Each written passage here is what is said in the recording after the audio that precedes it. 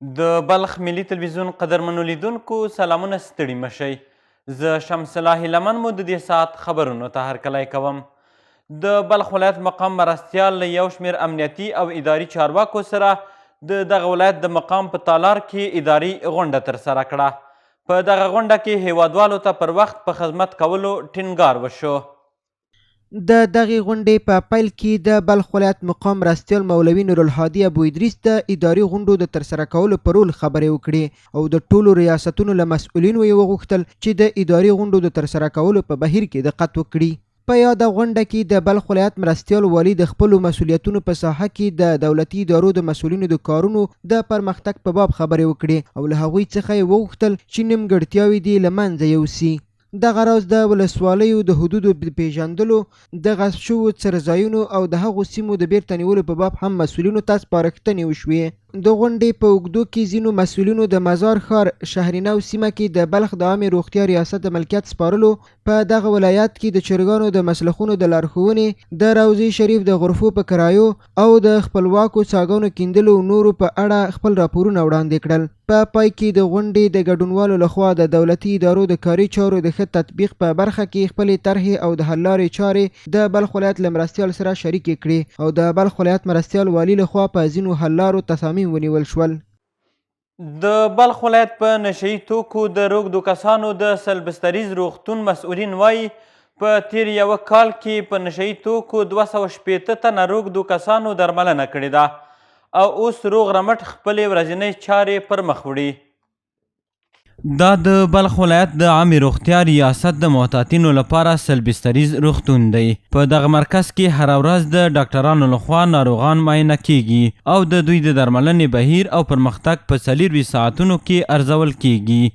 د دغه روغتون سرطبیب د روږدو کسانو د درملنې د 4 روغتونونو د روغتیايي خدمتونو په اړه خبرې وکړې او زیاته یې کړه چې دغه روغتیايي مرکزونه له ټولو طبي وسایلو او تجهیزاتو سره فعال دي.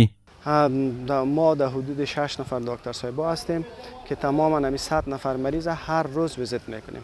ابتدا فشارهایشان توسط نرس های موظف دیده میشه، بعد از او به دکتر صاحبا قسمی که به تصویر شما دیدین و مشاهده کردین ویزیت میشه، مشکلاتشان نوشته میشه و به آردر فارماسی میره. فارماسیست ما از اوجا باز دوایی که چیزی که دکتر صاحبا هدایت دادن مطابق از او را یادداشت میکنن و به تیم نرسینگ تسلیم میکنن. تیم نرسینگ دوای 3 وخت 24 ساعت مریض تکمیل میسازه. په همدې حال کې هغه ناروغان چې په دغه روغتون کې له 15 ورځو څخه تر درملنې لاندې دي د دغه مرکز له روغتیايي خدمتونو څخه مننه کوي او په دغه روغتون کې د درملنې په لارو چارو خبرې کوي. با هیچ وجه ما نمیگفتیم که ما در جامعه آشنا میشم. از امارات اسلامی تشکری میکنیم که ما را در جامعه آشنا کرد. ما از دکتر صاحبای ما خوش هستیم که ورزش داریم، تمرین داریم، خدا را شکر در وقت واده ما جلسه داریم دیگه. از کلگی ما رضا هستیم. ما روزی که از جمهوری ما را گرفته آورده فعلا شفیقانه ما جانم سالم شده. از امارات بسیار خوش هستم، از نام میبرگان خوش هستیم که در کشتی کج آمده هستیم، در فوتبال آمده هستیم، در هر حساب بگویم ما والا اینجا تایید شدیم. د یادولو وړ ده چې په افغانستان کې د اسلامي امارت په بریا سره په نشه یي توکو د هیواد د ځوانانو او هیوادوالو د روږدي کېدو د پام وړ مخنیوی شوی دی او هغه کسان چې پخوا په نشه یي توکو روږدي وو هم درملنه شوې او بیرته خپلو کورونو ته ستانه شوي دي. د مزار شریف ښار د 8مې ناحیې مسؤلینو په وروستیو څو میاشتو کې د دغې ادارې د فعالیتونو او لاسته راوړنو په اړه معلومات وړاندې کړل او زیاته یې کړه چې په دې ناحیه کې د حلقوي سړک د اسفالت او نورو زیانمن شوي زیانونو د ترمیمولو لپاره تدابیر نیولي دي. د مزار شریف ښار د 8مې ناحیې آمر د تیرو څو میاشتو په اوږدو کې له 900,000 افغانیو څخه د زیاتو عوایدو د ترلاسه کولو خبر ورکړ او زیاته یې کړه چې دغه عواید یې د پاکوالي محصولاتو، د دولتي ودانیو د کرایو او سوداګریزو جوازونو له برخو څخه د دولت خزانې ته جمع کړي. ښاغلي بشاش همدارنګه زیاته کړه چې دې ادارې د دې سیمې د اوسیدونکو د شکایتونو او ستونزو د اورېدو ترڅنګ د دغې ادارې له بېلابېلو سیمو څخه د کثافاتو څو لارۍ هم هره ورځ له ښاره بهر ته لیږدوي. حد اقل چې موږ ماهانه عواید لرو 1 لک افغانۍ موږ ماهانه عواید لرو. موږ 4 موټره کثافات موږ ماهانه د دې ښار نه باسو او د ښار نه بیرون د غره خواته نو 4 کیلومتره 3 کیلومتره اخواتې د ښار نه موږ راخواته غورځوو 4 نوي موټره موږ کثافات ماهانه باسو د دې اتمې ناحیې د ساحې نه.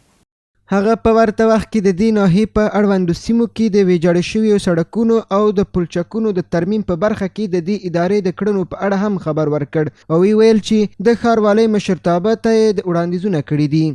نو موږ دا سړکان چې کوم زموږ په ساحه کې د اتمې ناحیې په ساحه کې نو یو ځای نو سړک داسې غار شوی دی نو هغه دوم ځای بیا نو لږ کښېنستلی دی چې خلکو ته لږ ضرر محسوسوي خو هغه اقدامات موږ کړي دي. انشاءالله هغه مو ریاست ښاروالۍ ته موږ خبره کړې ده. انشاءالله په ډېر زر وخت کې به انشاءالله هغه کار هم وسي اجرا به سي. انشاءالله موږ اقدامات لرو. د یادونې وړ ده چې د مزار شریف ښار په 8مه ناحیه کې له 25 ډیر کارکوونکي په بیلابیلو څانګو په کار بوخت دي او دا ناحیه د مزار شریف ښار له مرکزي سیمو څخه ده چې شاوخوا 25,000 کورونه پکې شتون لري. د بلخ ملي تلویزیون قدرمنو لیدونکو دا و د دې مهال خبرونه تر بیا مو العمل ښې چارې.